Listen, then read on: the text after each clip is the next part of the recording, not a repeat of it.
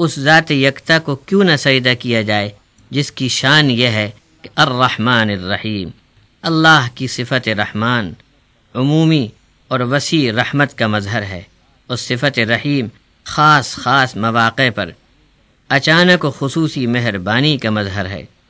بس ایک صفت رحمت عام ہے، دوسری صفت رحمت خاص ہے۔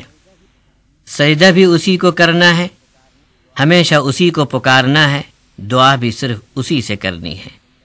سورۃ الاعراف کی آیت نمبر 193 ہے، وَإِن تَدْعُوهُمْ إِلَى الْهُدَى لَا يَتَّبِعُوكُمْ سَوَاءٌ عَلَيْكُمْ أَدْعَوْتُمُوهُمْ أَمْ أَنْتُمْ صَامِتُونَ۔ حضرت مولانا عبد الکریم پارک صاحب اس آیت کی تشریح فرماتے ہیں، معلوم ہوا کہ جو بھی اللہ کے غیر سے یہاں دعا کرتا ہے، اس کی موت کے وقت فرشتے سوال کریں گے کہ تمہارے وہ مددگار کہاں گئے جن کو تم پکارتے تھے؟ جواب میں مرنے والا اپنے کفر کا اقرار کر کے کہے گا کہ سب بھاگ گئے، گم ہو گئے، وقت پر کوئی کام نہ آیا۔ ہر عقل مند آدمی کو اس آیت کریمہ سے عبرت حاصل کرنی چاہیے۔ اب جو لوگ یہاں نبیوں اور ولیوں کو پکارتے ہیں، وہ اپنے حال پر خود غور کریں کہ موت کے وقت ان کی کیا درگت بنے گی، اور اس وقت اپنا بچاؤ یہ لوگ کس طرح کر سکیں گے؟ غیر اللہ کو دعا کر کے پکارا تو غریب سنتے ہی نہیں، یعنی کسی کی پکار کو پہنچ نہیں سکتے۔ اب ان سے دعا کرنا نہ کرنا دونوں برابر ہیں۔ پھر آدمی صرف اللہ تبارک و تعالی ہی کو کیوں نہ پکارے، جو زندگی کے ہر موڑ پر اور ہر راستے پر ان کی دعا اور پکار کے لیے صدا صدا کے لیے موجود ہے۔ جو لوگ اللہ کو چھوڑ کر غیر اللہ سے مانگتے ہیں، حشر میں ان کی کیا گت بنے گی؟ حضرت مولانا نے سورۃ النحل کی آیت 86 کے تحت اس کا نقشہ اس طرح کھینچا ہے۔ آیت ہے، وَإِذَا رَأَى الَّذِينَ أَشْرَكُوا شُرَكَاءَهُمْ قَالُوا رَبَّنَا هَؤُلَاءِ شُرَكَاؤُنَا الَّذِينَ كُنَّا نَدْعُو مِن دُونِكَ فَأَلْقَوْا إِلَيْهِمُ الْقَوْلَ إِنَّكُمْ لَكَاذِبُونَ۔ حشر کا میدان بھرا پڑا ہے، اللہ کے حضور تمام اگلے پچھلے حساب کے لیے کھڑے ہیں۔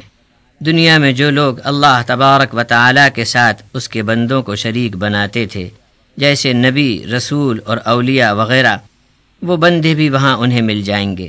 تب یہ چیخ پڑیں گے کہ یا اللہ، یہ تو وہی لوگ ہیں جن کو ہم تجھے چھوڑ کر دعا کے لیے بلاتے تھے۔ ان میں یہ صاحب ہمارے حاجت روا تھے اور وہ ہمارے مشکل کشا تھے، ایسا ہم مانتے تھے۔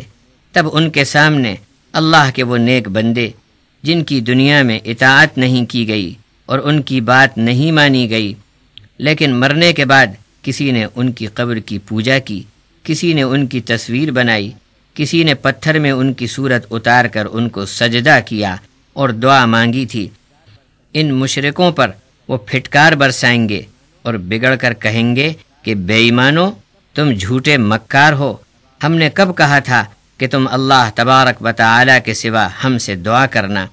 اس وقت مشرکوں کی ذلت دیکھ کر شیطان بھی کانپ اٹھے گا۔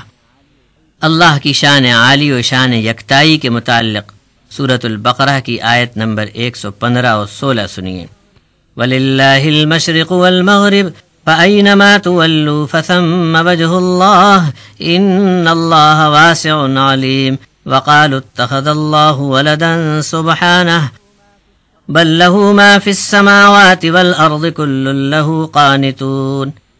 حضرت مولانا عبد الکریم صاحب تشریف فرماتے ہیں، اللہ کی تجلیات کسی خاص جہت پر محدود نہیں، ہر سمت اور ہر طرف اس کا جلوہ کار فرما ہے۔ جدھر منہ کرو گے اللہ کو پاؤ گے۔